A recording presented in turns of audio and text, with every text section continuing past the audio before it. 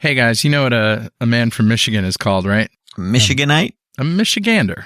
And a woman from Michigan is called a Michigoose. Oh, that's terrible. Wow. Okay, I guess there goes our listenership in Michigan. Yeah, so bye-bye, Michigan. Hey, They're goodbye, signing out, right? Michigan. Another person down the drain.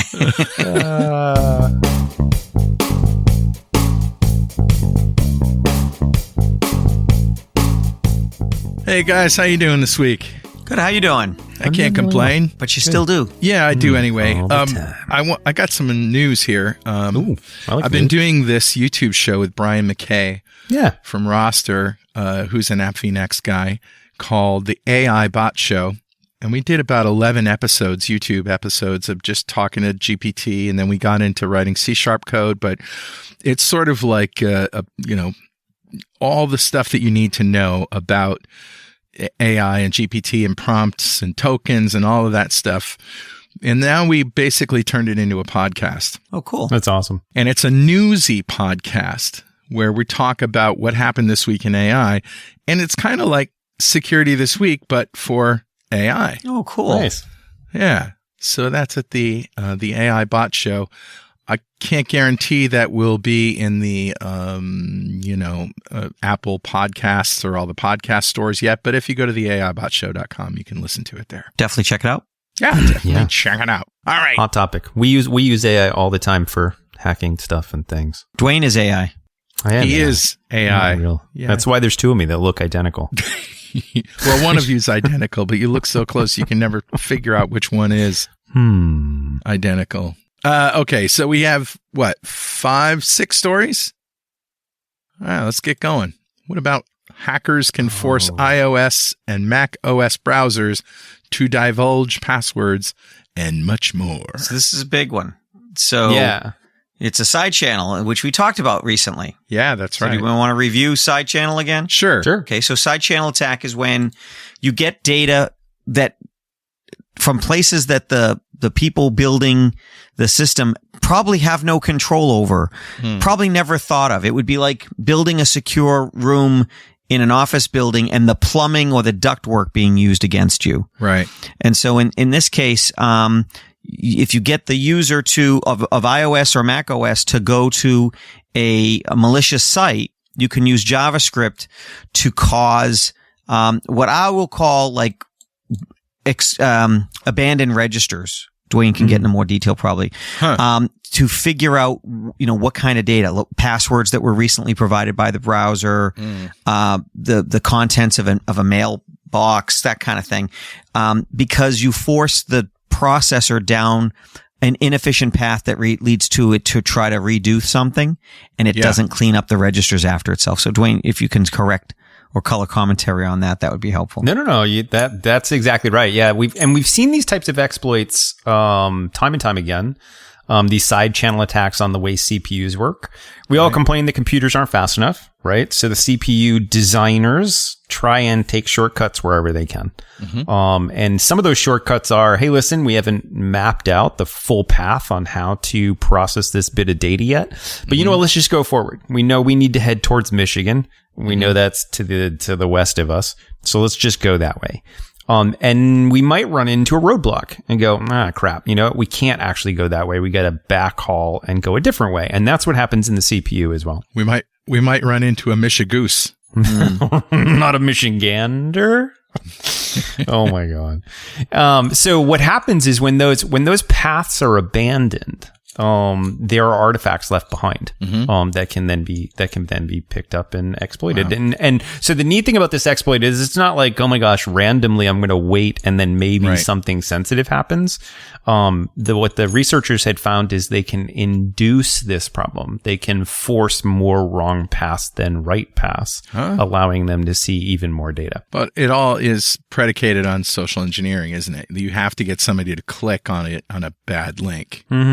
Not always. I might be able to just do DNS poisoning. I might just be able to change where you go when you say, I want to go to Bank of America or even Google. Yeah. Or cross-site scripting. I may have a vulnerable application of that. Okay, there's two companies that we can look forward to a letter from their lawyers. The restraining orders. Let them follow. Thank you. But honestly, if I can get control of your environment, and this is what this is, the side channel attack is the hackers manipulating your environment. Yeah. But if I can get control of your network environment so that, people don't think about this. If I'm working at a coffee shop, I don't have to attack you. I can attack the DNS that's being provided through the coffee shop.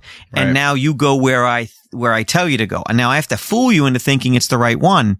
Yeah. But it might be one of these sites. Yeah. And even that, it can be more sort of hidden and behind the scenes. So I could, let's say, for example, we're all video gamers and we're on a video gaming website.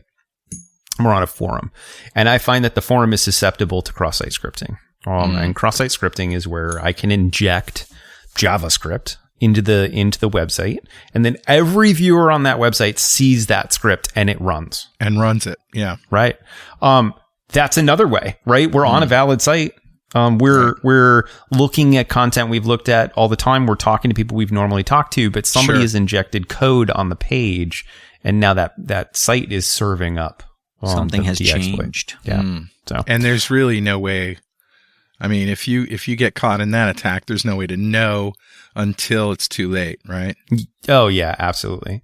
Yeah. I mean, it's not like you get reports on how many bad paths your CPU does. Well, that's when defense in depth and least privilege and lockdown mode on your phone and other devices is where you're going to save yourself. Right. But if you're using the internet, you're using a DNS server. Is there such a thing as a DNS alarm that says, Google.com's IP address changed from 1.1.1.1 to 79 whatever? What you can do is you can run your own DNS and you can configure your client to go to your preferred DNS instead of just getting it from whoever gives you an IP address. But that's more technical work. That's tough. But the other thing is there's a lot of actually really good built-in technologies into browsers these days, like HSTS is an encryption technology. So when you're visiting a website over SSL, right, and encrypted like you're visiting your bank or whatever, actually most sites nowadays are using SSL. You see that little lock in the bar. Right. The next level of SSL is this HSTS, which what happens is the first time you visit a site, it creates almost like a cryptographic hash of what the site's IP address is and where it, what it resolved to and all that good stuff. So if somebody were to spoof your browser to go to, bankofamerica.com, but it really wasn't, your browser wouldn't allow you to go. So there's actually a lot of built-in technology. By the way, that's a hypothetical example. Bankofamerica.com is a wonderful company, and you should not be afraid to go there. Yes. I agree. They do a great job. We pick on them because we love them. Well, they're popular. Yeah. Well, they're popular. I mean, never mind. I should say. And we don't pick on them. We use them as an example. Yes. Only. Because if they can be manipulated, who else is? Well, let's make a list, shall we? Let me write these down, and I'll call my lawyer and make sure we look out for subpoenas. Right, from all of them. So, needless to say, what can you do about this? The way that this seems to be classically exploited at this point is over JavaScript. So. Classic sort of make sure you're always shutting down your browser, make sure you're closing all of your tabs, make sure you're always up to date. If your phone feels like it was sitting on the surface of the sun, maybe it's a good time to reboot. So it's sort of the normal blocking and tackling we talk to customers about. Yeah. All right. So let's move on. Nginx. This is sort of a web server that installs in a Docker container. Am I right about that? Yeah. Yeah. And Nginx, there's a lot of really neat things you can do with Nginx. Obviously, you can serve up web pages. It does routing of HTTP and HTTPS traffic. It does these neat things called reverse proxies. Where you can, it's kind of like the web server browsing out to you. So where you can actually hit the server and almost leverage it as a proxy. So there's a lot of neat functionality around that. Right. I hear a lot of eyes glazing over in the listenership. I felt a disturbance in the force right there, Dwayne. So let's back up a little bit, talk about Docker, maybe about containers, and maybe about Nginx, a little bit about Kubernetes. I mean, we don't want to go into great detail, but this is a pretty significant problem, and it might even affect services that you use or that you produce. Yeah, so absolutely. Where do we start? Docker? Patrick. Okay, so containers? Yeah, let's start with, because we it's been a while since we talked about this. So everybody knows, hopefully, everybody knows about virtualization. Virtualization is the whole idea that I'm going to run a computer in a sandbox so that it can be more secure, so that I can save resources. And what we found is that the data centers of the, yesterday, of the last decade had hundreds, if not thousands, sometimes of servers running at 5% CPU with memory that wasn't being utilized. And by consolidating these into virtual machines, we got a lot more bang for the buck. VMware is sort of the most popular example, or most successful example of a virtual machine. Yeah. So vSphere and all that stuff. Well, the next generation of that, the next level of that is, what if you took an application and put it into a sandbox? So you don't have to even run the operating system virtually. The virtual operating system was also a waste. So this is the next generation, and that's containerization. And Docker became the VMware of containerization. Right. Well, what people realize very quickly is you kind of have to run these things as fleets so that you can spin up and down instances, so that you can throw away instances, refresh things. Right. Richard Campbell likes to say you don't think of containers as pets, like we have machines, that we run like laptops and stuff. They're pets. They take care in feeding and all that stuff. We think of them as cattle. They're expendable. That's right. When one is slaughtered, another one comes along. Oh, delicious. Yes. Yeah. Vegetarians are hating us right now. I know, right? Let me check them off the list. So there goes another listener. Maybe they're in Michigan. So, but you can easily spin up fleets of machines when you need to, when you need all of those machines, and then scale them down, tear them down when you need. Elastic capabilities. Well, Kubernetes is that flight management, that fleet air traffic management controller. Exactly. That's how to think about it. And so when we talk about Kubernetes, there's a lot of companies out there that depend on this as critical infrastructure. Oh, yeah. I got to just interrupt here, because all the 3 podcasts that I've done this week, there's been a dog in the background whimpering, making noise, or shaking its collar. And what you hear is Patrick's dog right there. I don't think so. Is it Dwayne's dog? I don't think that noise is coming from me. Are you sure? That's your dog. Come on. That clinking of chains, I'm not sure where that was coming from.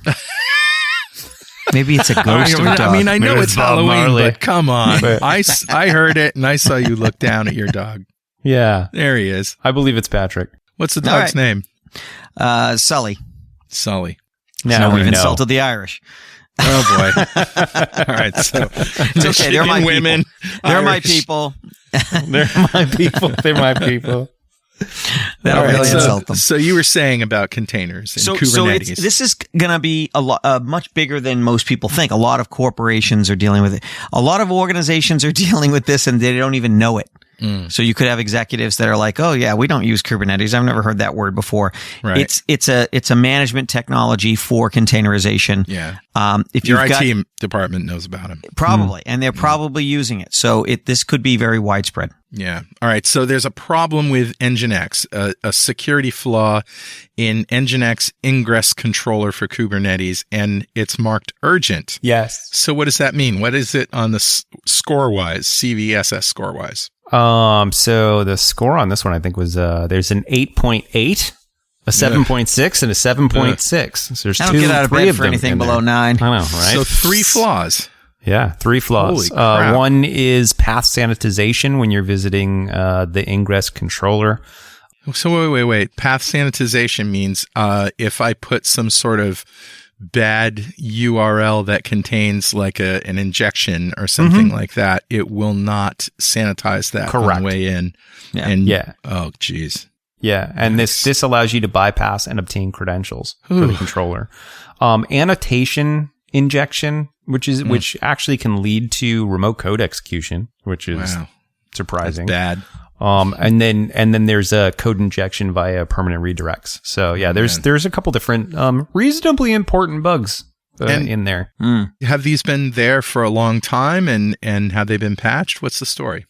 So right now, as of this recording, you absolutely should be updating Nginx if you can on Kubernetes clusters or whatnot. But you also, the only thing for the annotation, the only thing really to stop the annotation RCE, which is kind of the important one, is to do a -- enable annotation validation. There's a command line you need to add. Basically, configuration. That will force it to stop. That's not on by default? That's apparently not on by default. Yeah. Come on. Yeah, right. Well, because it takes time, Carl. It takes time to look at all of those URLs and make sure they're secure. So, in other words, it's not convenient. It's not convenient. I love that that's taken off. I love that that's our catchphrase now. It's important. Right. Yeah. Isn't that convenient? Yeah. So, okay. A critical vulnerability in F5 big IP under active exploitation. What the heck? This means if you've got this, you better run, not walk, to make sure you're not one of them. So this is always crazy. There's two exploits here. One is a smuggling vulnerability. Okay.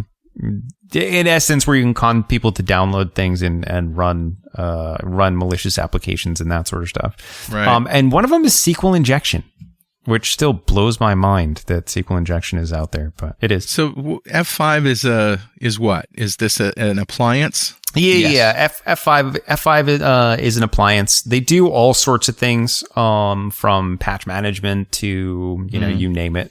There's all sorts of sort of networking style stuff that F5s do. So does it sit in front of your firewall or behind or what? For this particular product, the big IP, typically these are going to be sitting behind the firewall managing the organization. But there are plenty of big IP controllers that are accessible by the internet as well. Jeez. Okay. So it's a SQL injection vulnerability, right? Yeah. Yeah. And for those of you who maybe aren't super familiar with SQL injections, this is where you trust the input from the user. So the user says, hey, my username is Little Bobby Tables. No, my username is is Drop Tables. Exactly. My username is tick ;drop tables --.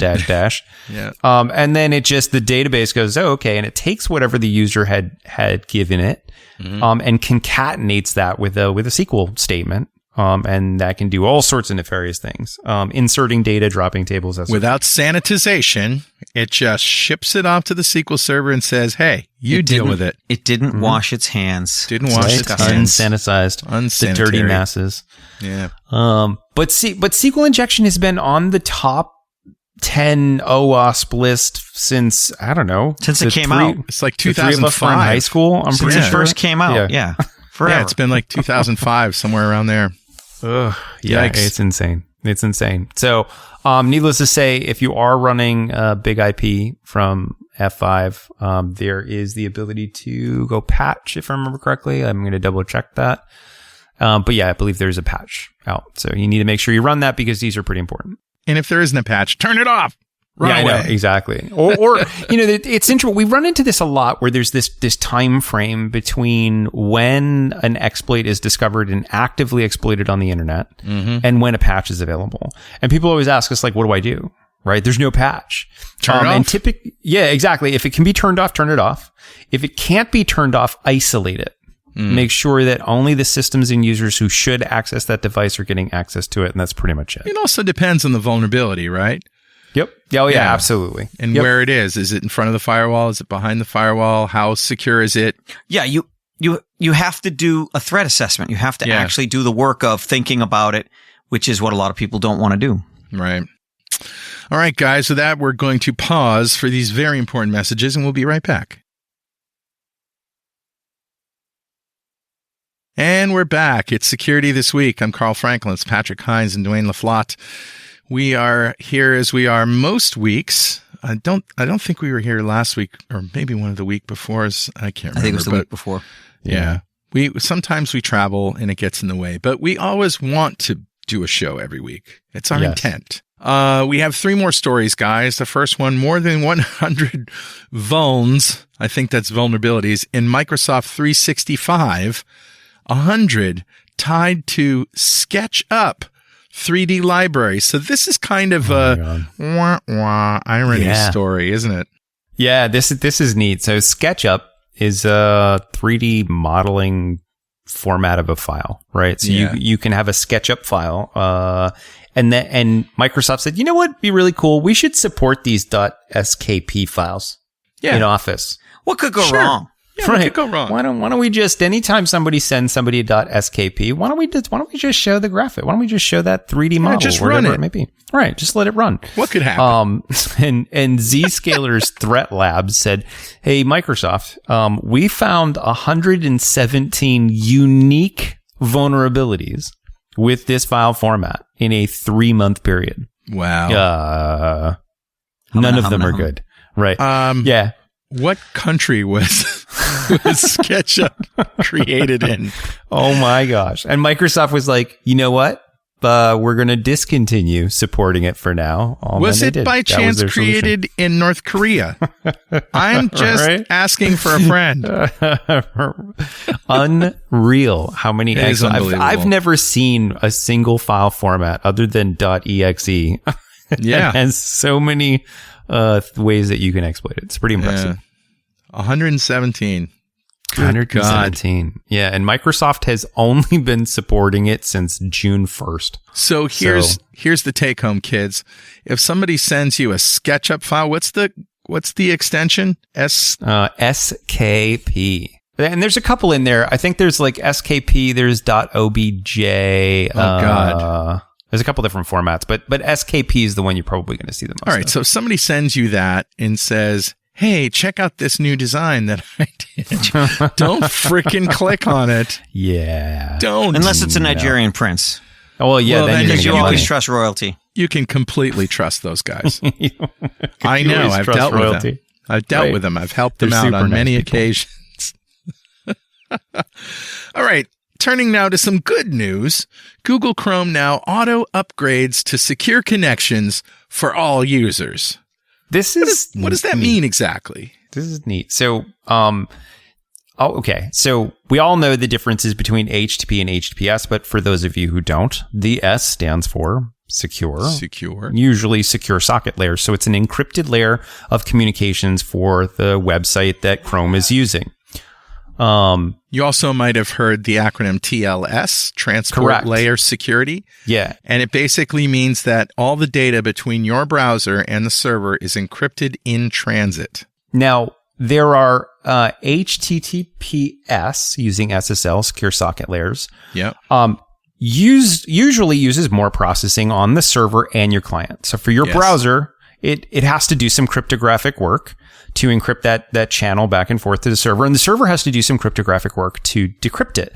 Right. Now you'd think, okay, not a big deal for 1 or 2 users, but if you're Amazon.com, right, you're talking billions of users hitting those sites, that adds up to a lot of processing. Yep. So not all data is encrypted.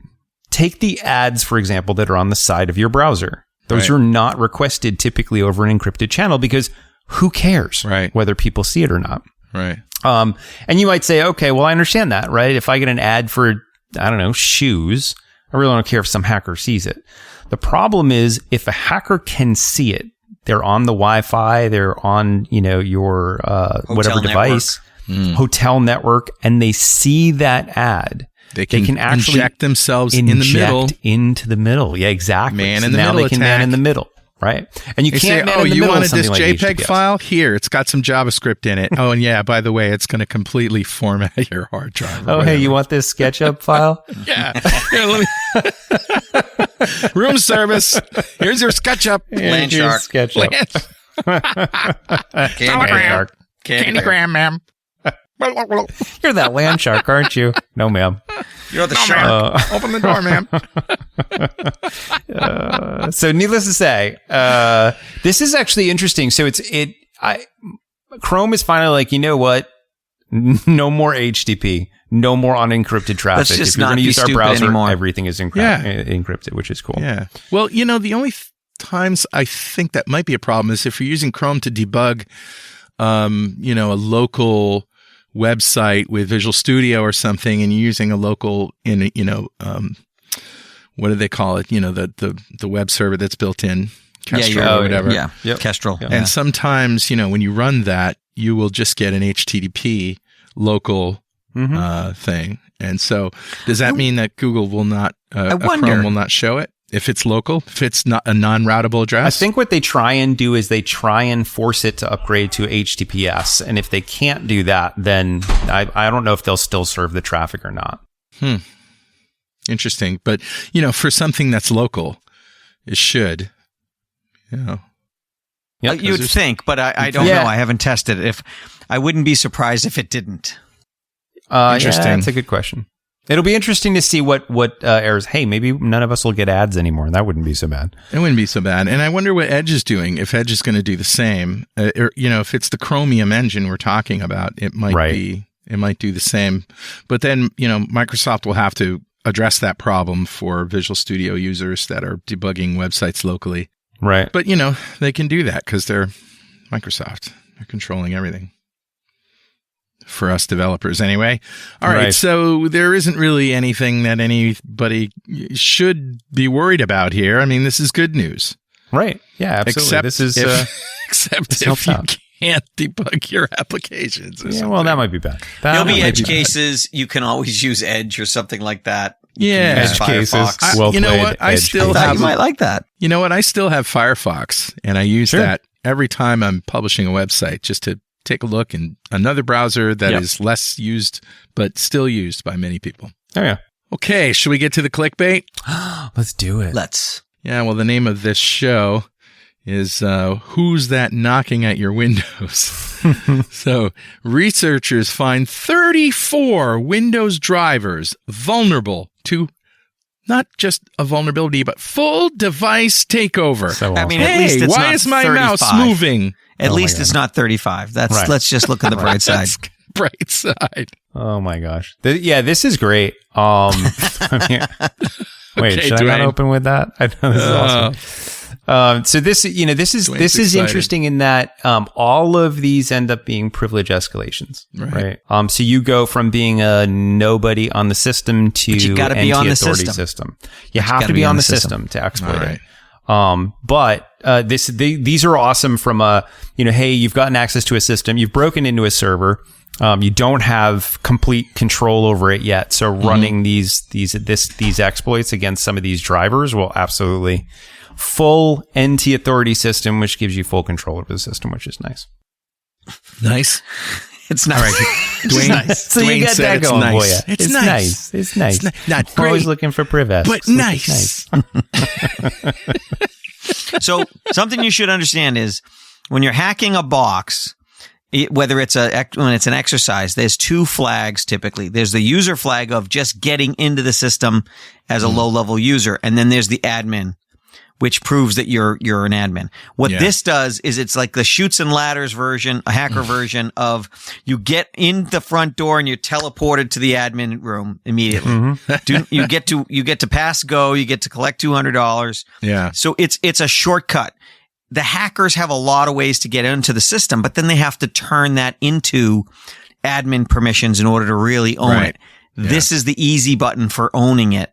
And that's why it's good. But it's not as bad as I can walk by and I'm suddenly in the building. Yeah. It's not that bad. Well, and I love there's 36 vulnerabilities here, right? Or 34 vulnerabilities here. And people might say, okay, well, what if I were to get rid of all of those drivers? Like, what if I don't want to be vulnerable. I'm going to get rid of all those drivers. Then you have a very expensive doorstop.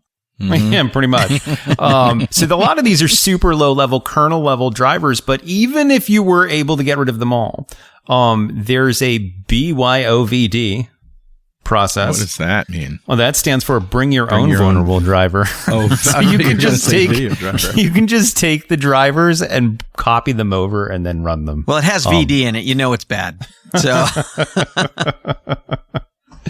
so before we go, I remember I told you that Adobe Premiere, I updated it. And it required me to update my video driver. Yep. Well, I still haven't done that yet. And I'm wondering, like, does that usually go smoothly? I mean, is there anything I should worry about? You probably do it all the time, you guys. Update your video driver. Yeah, I update. Well, so video drivers I update all the time. I absolutely download them from the manufacturer, or I have I would never install an app that tells me to update it, and then I can click OK and it does it. But I have no problems updating the driver. Not for video. It's just drivers. like, the websites where you put in the manual that you want to. It's like manuals.com or something. Yep. And no. I'm going to go to it's the when it's the manufacturer. operating system's firmware that you really need to like back up and make sure you've got a restore copy. Yeah, video cards usually don't matter that much. But Okay. yeah, I would absolutely update it from the manufacturer. And listen, manuals.com, what is it? Manual libs. I don't know. There have been times where I'm searching for a super obscure manual, and for some reason it seems like that is the only place that has it. And I'm like, In this case, maybe ChatGPT would be a good option. Let it go find it for you, distill the information, and show you the text. that's not a bad idea. What I usually use is a dirty VM. Excuse me? I'm sorry? You take a virtual One that machine. has a video driver, or also known as VD. Dirty VD. Not that kind of dirty VM. No, you take I take a virtual machine and you want to browse something you're not sure if it's going to be an exploit or whatever. I see. Because we do a lot of this in our industry. A throwaway machine. Not a dirty machine, a throwaway machine. In the extreme, when we want to test a ransomware, we go to great pains to make sure we have a segregated dirty VM, and we release the ransomware onto that and watch it just get chewed up. Release the Kraken. I saw this on a bad episode of Star Trek Deep Space Nine, didn't I? Where somebody broke out of the dirty machine and then infiltrated the system, and pretty soon there were fuzzy things growing on the walls. Yeah.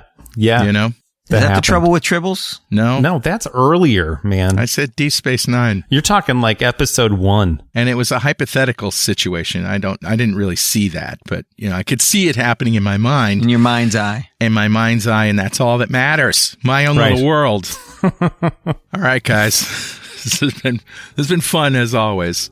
It's been fun watching the world crash and burn with you guys. Always fun. End of the world party right here. All right, we'll see you next week. Bye. Bye, guys.